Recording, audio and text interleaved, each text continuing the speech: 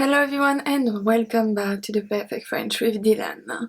If you don't know me, I'm Dylane. I'm an author and a French teacher. I usually don't make a lot of videos like this one. I'm usually more of a grammar, vocabulary, pronunciation teacher. But today I wanted to share with you the ways that you can practice a language in 10 minutes or less a day.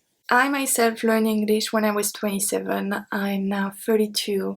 So it has been actually 5 years, I think, and a week or something like that I started learning English seriously with the goal of being fluent one day. I think I'm slowly reaching my goal and I'm going to share with you what are my tips to practice the language every day. Some of you might have started to learn the language while being quarantined. And while it's great to study when you have a lot of time, it can be very tricky to practice and keep what you already learned when you go back to your full-time job.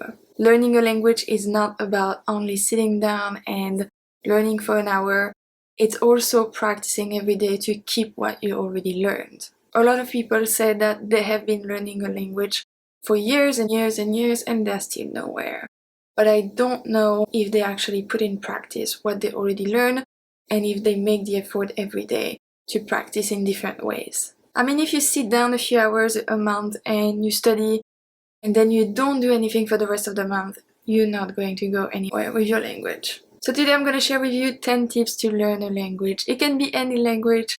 It can be French, it can be Spanish, it can be German, it can be Japanese. It works for all languages. My favorite way to practice a language, and I still do it even though I speak English every day, this is still something that I do, it's fill up a page of a notebook. There's something about writing it down that makes it easy to remember. Personally, I have a photographic memory, so every time I write down something or I read something, I'm going to remember it. So the page of the notebook is really useful for me. I still write, for example, what I made a mistake of during the day or the day before, some pronunciation that I get wrong, new vocabulary that I learned. It can be everything that makes you a step closer to fluency. It can really be grammar, vocabulary, pronunciation, anything you want. Second one is to describe a situation. And you can do that literally anywhere. It can be when you're sitting on the bus, when you're lying down on your couch, it can be anything. You need to be curious about what you see, what is around you. So when you look at a scene, how would you describe it? How would you describe it in your native language? Can you translate everything in your target language? If you look at my dog sleeping on the couch, you can have at least 10 sentences to describe her sleeping on the couch. So it can really be about anything you want, as long as you try your best to describe the situation that you see. Number 3, music. Music is a great way to learn new vocabulary and sentences. It can also be very relaxing.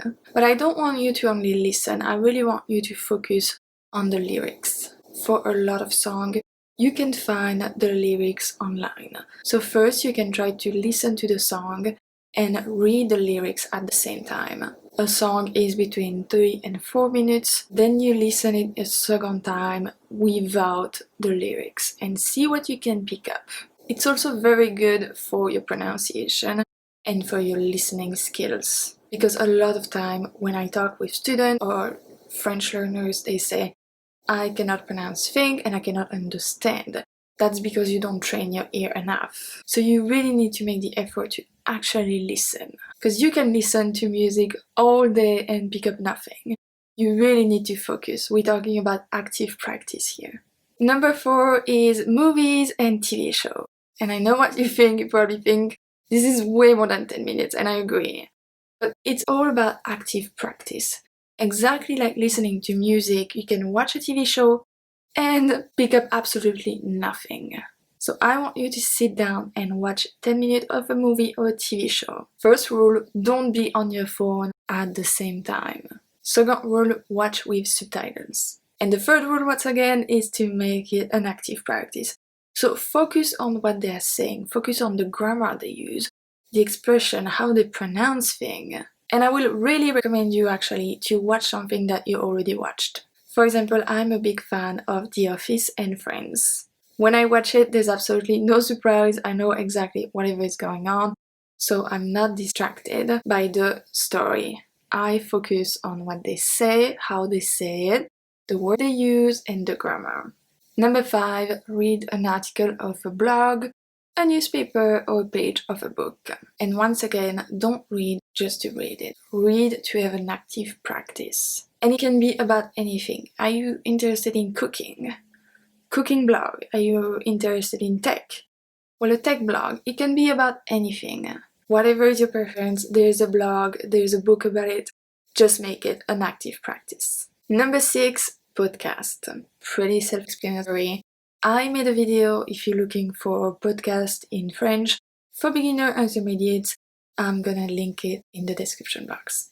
Number 7, YouTube. I did not include it with TV shows and movies simply because there's so much more that you can find on YouTube. For example, if you just want a lesson on grammar and vocabulary, it's very easy to find whatever your target language is, or you can also watch a vlog in your target language. I mean, there's so much on YouTube. And what I like about watching vlogs, or tech videos, or cooking videos, whatever is your interest, it's that they use everyday words and everyday slang. So it's a great way to get used to their language like it's actually spoken. Number 8 is apps. There are so many free apps available to you. I mean, the very famous Duolingo, we have Memrise, HelloTalk, there are so many. And while I don't think an app can actually teach you a language, I think it's a really good way to practice, especially because if you turn on the notification, they are going to remind you to practice every day. Number 9, and this one might be specific to some language, it's conjugation. For example, French, and I'm pretty sure Spanish conjugation is actually very hard too. But for French conjugation is very hard, very complicated. There are so many tense, ending, and type of verbs to remember that it's actually one of the hardest part.